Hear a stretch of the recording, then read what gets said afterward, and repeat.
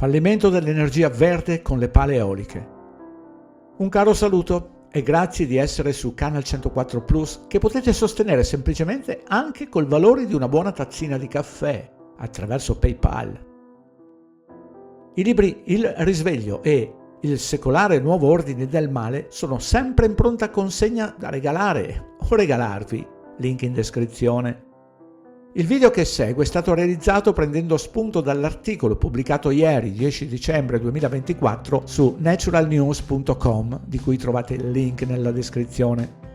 Fallimento dell'energia verde. Il Regno Unito spende oltre 1 miliardo di sterline quest'anno per spegnere i parchi eolici e avviare gli impianti a gas, evidenziando l'onere finanziario dell'integrazione delle energie rinnovabili. Nonostante un aumento del 50% della capacità eolica offshore negli ultimi 5 anni, l'infrastruttura di rete non ha tenuto il passo, causando sovraccarichi della rete e chiusure dei parchi eolici.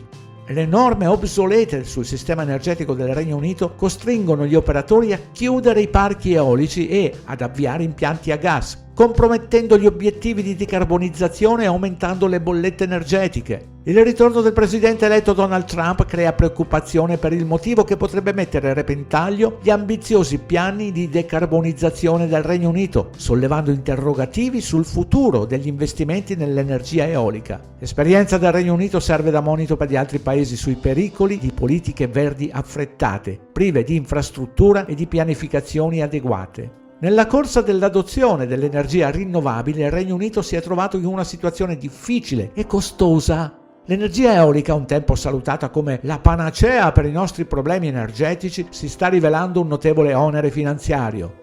È un duro promemoria il fatto che decisioni affrettate senza un'adeguata pianificazione possono portare a conseguenze disastrose. Non sorprende che l'energia eolica non stia mantenendo le sue promesse. I governi, spinti dal fervore di raggiungere obiettivi net zero, hanno spinto ciecamente per l'energia alternativa senza considerare coscienziosamente gli svantaggi. La rete energetica del Regno Unito, progettata per un'epoca diversa, sta lottando per far fronte all'aumento dell'energia eolica. Il risultato? Una quantità record di energia eolica viene sprecata e i consumatori stanno pagando il conto. Il Regno Unito ha aumentato la sua flotta eolica offshore del 50% negli ultimi 5 anni e nei prossimi 5 anni prevede di raddoppiarla. Inoltre l'infrastruttura della rete non si è espansa allo stesso ritmo. Questa discrepanza ha portato l'operatore a pagare i parchi eolici per poi spegnerli, in particolare quelli in Scozia per evitare il sovraccarico della rete.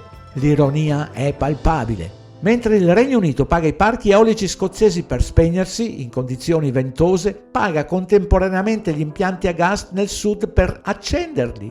Questo scenario assurdo evidenzia la logica sbagliata di precipitarsi sull'energia rinnovabile senza considerare il quadro generale. Il problema è aggravato dalle regole del sistema energetico del Regno Unito, che sono obsolete e mal equipaggiate per gestire la complessità del bilanciamento tra domanda e offerta in tempo reale. Per tenere le luci accese, l'operatore è costretto a chiudere i parchi eolici lontani e ad avviare gli impianti nei centri più vicini alimentati a gas per sopperire la domanda. Tutto questo non solo mina i loro obiettivi di decarbonizzazione sbagliati, ma aumenta le bollette energetiche, rendendo più difficile per i consumatori beneficiare dei decantati vantaggi dell'energia rinnovabile. Clementine Coughton, direttrice degli affari esterni di Octopus Energy Group, critica giustamente le regole obsolete del sistema energetico. Ma la colpa non dovrebbe essere solo a causa delle regole, ma anche della mancanza di lungimiranza e pianificazione. La corsa folle per raggiungere gli obiettivi net zero ha portato ad una cattiva pianificazione, con poca o nessuna considerazione per gli aspetti pratici dell'integrazione dell'energia eolica su larga scala nella rete esistente. Questa situazione dovrebbe fungere da racconto ammonitore per altri paesi che stanno considerando simili transizioni energetiche. L'energia eolica, come i veicoli elettrici, è spesso descritta come una panacea per i nostri mali ambientali. Nota del traduttore: se ancora non l'avete visto, andate a vedere il video attraverso la playlist Luca Canal 104 Plus dal titolo La favola delle macchine elettriche e la loro finta ecosostenibilità. La realtà è molto più complessa. L'energia eolica è costosa, dannosa per l'ambiente e, come sta scoprendo il Regno Unito, spesso inefficiente. I consumatori non pagano solo per la costruzione di questi parchi eolici, ma anche per i loro fallimenti.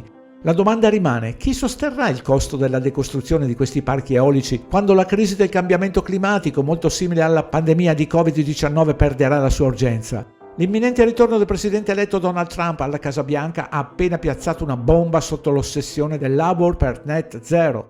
Con l'America guidata da Trump che gira nella direzione opposta, gli ambiziosi piani di decarbonizzazione del Regno Unito potrebbero affrontare un pericolo politico ancora maggiore. L'esperienza del Regno Unito con l'energia eolica è una lezione costosa sui pericoli delle politiche verdi affrettate. I governi devono avvicinarsi all'energia rinnovabile con cautela, assicurandosi che infrastrutture e regolamenti siano in atto per supportare la transizione, che sia veramente un'alternativa migliore, il che non è il caso dell'energia eolica. Spingere ciecamente per l'energia alternativa senza considerare gli svantaggi non è solo finanziariamente irresponsabile, ma mina anche gli stessi obiettivi che cerca di raggiungere. Il fiasco dell'energia eolica da 1 miliardo di sterline del Regno Unito dovrebbe fungere da campanello d'allarme per i decisori politici di tutto il mondo, Italia compresa, aggiungo io.